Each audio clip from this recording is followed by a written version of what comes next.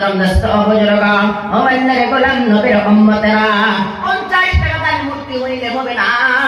এখন তো বয়ান মোবাইলের ভিতরেও শোনা যায়, দিলবার সাইদের বয়ান শোনা যায়, আজহারের বয়ান শোনা যায়, বড় বড় বক্তার বয়ান শোনা যায়।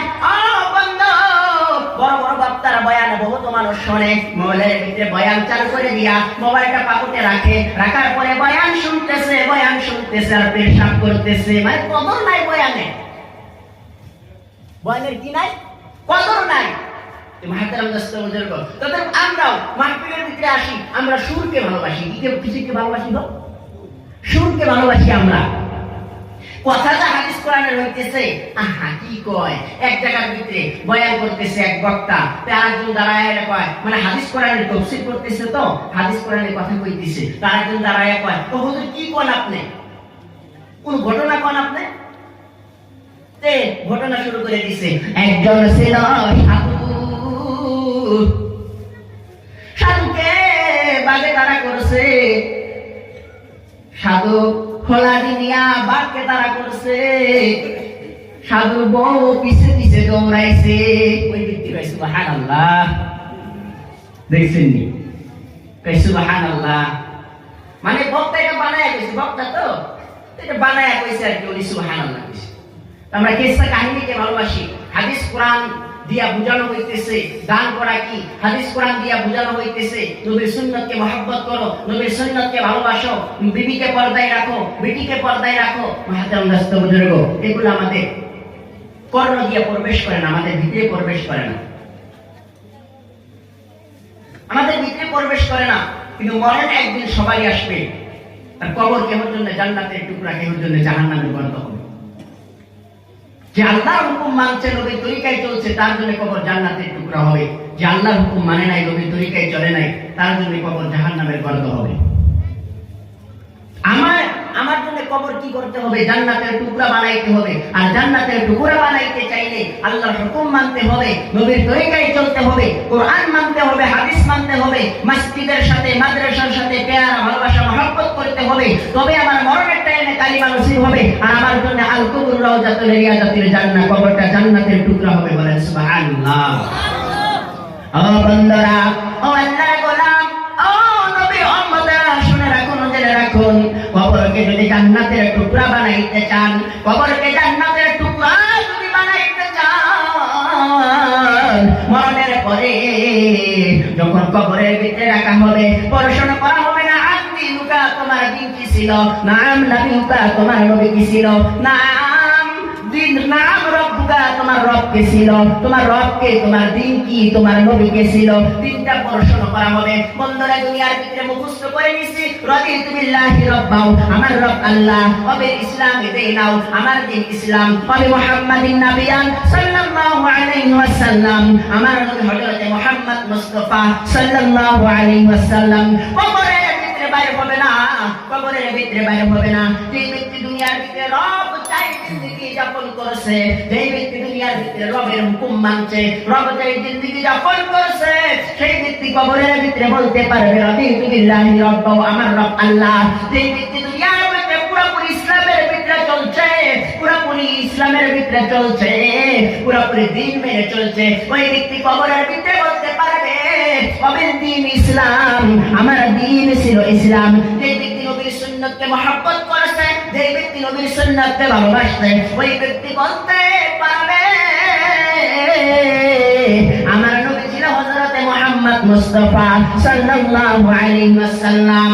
বন্ধুরা, নবী হাদিসের ভিতরে বলে, ফাবিগাতি আহাব্বানি সুন্নতি, যে ব্যক্তি আমার সুন্নতকে মহব্বত করে, ফাবিগাতি আহাব্বানি, সে আমাকে মহব্বত করলো, আর যে আমাকে মহব্বত করলো, কানা মা'a ফিল জান্নাহ, সেই ব্যক্তি আমার সাথে জান্নাতে দাখিল হবে। বলেন সুবহানাল্লাহ।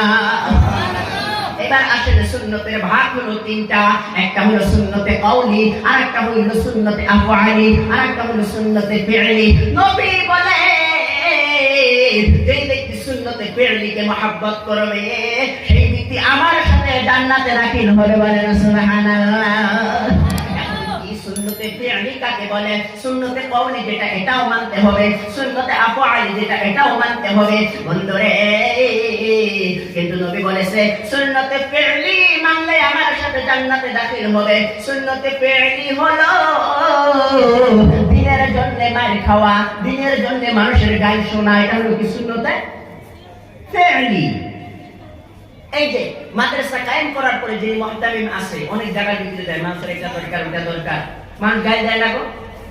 যারা কালেক্টরি করে মাদ্রাসার জন্য কালেকশন করে তাদের মানুষ অনেক কথা বলে না, আহা অনেক কথা বলে। শুধু আলিমদের দোষ কি? আলিমরা যদি জোরে হাইটা যায় দাওয়াত পাইছে, অস্তে হাইটা যদি যায় কয় পাই নাই দাওয়াত, খালি আলিমদের দোষ। মাদ্রাসা একটা বানাইছে, কালেক্টর কালেকশন করার জন্য গেছে কয় সব কি খায়। কত প্রকার কথা, এই কথাকে সহ্য করা, একটা দিন প্রতিষ্ঠান করলে মানুষ অনেক রকম কথা বলবে, এই কথাকে সহ্য করা এটা হলো সুন্নতে ফি'লি। এটা কি সুন্নতে ফি'লি? দিনের জন্য আল আকিমুদ্দিন, দিনকে কায়েম করার জন্য, সারা দুনিয়ার ভিতরে দিন কায়েম হোক, সারা দুনিয়ার মানুষ দিনের উপরে চলনেওয়ালা হোক, সারা দুনিয়ার মানুষ কোরআন মাননেওয়ালা হোক, সারা দুনিয়ার মানুষ হাদিস অনুযায়ী চলনেওয়ালা হোক।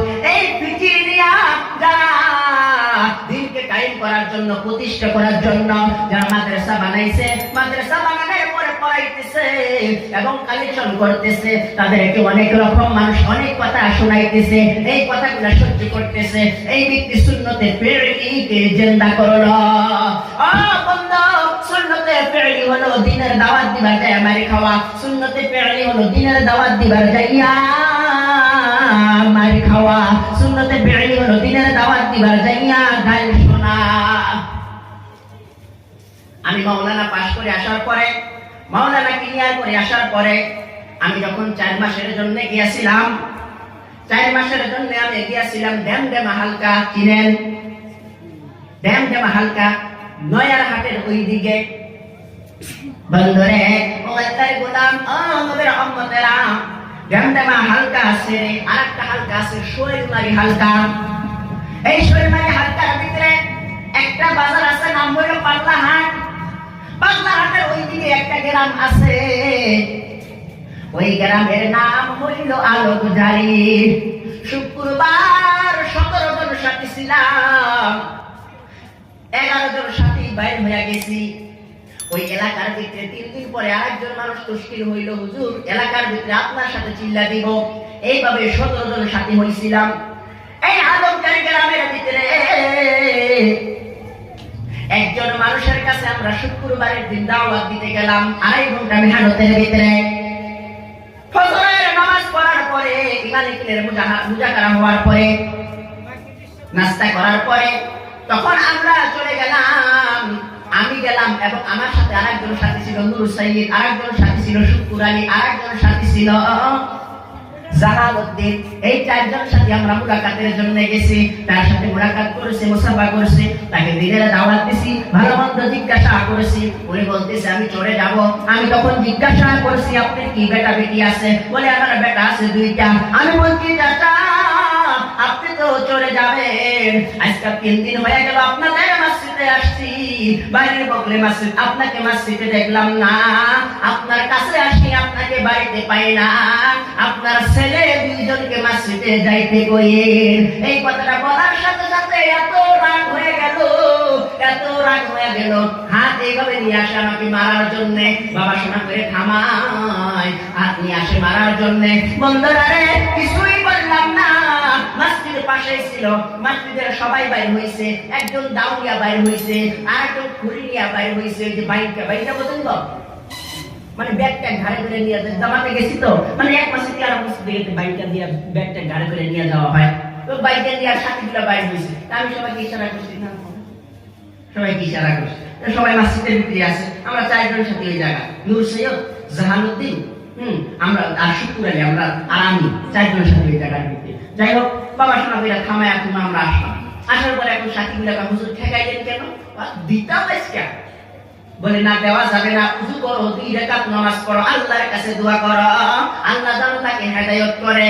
ও আল্লাহর গোলাম, নবীর উম্মতেরা 2 রাকাত করে নামাজ পড়লাম, পড়ার পরে দোয়া করলাম এবং কিছু সদকার জন্য কিছু টাকা তুললাম। সদকার জন্য 1-2 টাকা করে টাকা তুলে একটা ঠোঙ্গার ভিতরে টাকা, একটা পলিথিনের ভিতরে টাকাগুলা বান্ধিয়া মসজিদের বাইরে রাইখা দিলাম। যেটা সরকার টাকা মসজিদের ভিতরে ঢুকানোর দরকার নাই, এইখানে রাইখা দে। বাজারে গেলে নিয়ে দেওয়া যাবে, ফকিরকে দিয়ে দেওয়া যাবে, অথবা এই দিক দিয়ে যদি ফকির আসে তাকে দিয়ে দেওয়া যাবে। টাকাটা ওই জায়গার ভিতরে রেখে দিছি। ওই বেসরা চোরের ভিতরে চলে গেছে। সকালবেলা আমার কাছে তার 4টা ভাই আসছে, তারা ছিল 5 ভাই। 4টা ভাই আসার পরে বলতেছে, হুজুর আমাদের ভাই আপনাকে কালকে অপমান করেছে, আজকে আমাদের ভাই বিছানা থেকে উঠতে পারে না, আমাদের ভাই কথাও বলতে পারে না, আমাদের ভাইকে কে জানো মেরেছে, কে জানো আঘাত করেছে, পিঠ দিয়ে ফুলে ফুলে গেছে, আমার ভাই বলতে পারে না, আপনার ওইখানে যেতে হবে। আমি বললাম, সাথী দিয়া কিভাবে আমি ওইখানে যাব? এই সাথীগুলা কি আমি ওইখানে যাইতে পারবো না, তোমার ভাইকে নিয়ে আসো। গাড়ি দিয়ে নিয়ে আসছে। নিয়ে আসার পরে আমি যখন বাড়ির ভিতরে গেছি, যাওয়ার পরে কিন্তু জবান বন্ধ, কথা বলতে পারে না, ইশারাও করতে পারে না, চোখ দুটা বন্ধ। আল্লাহর গোলাম নবীর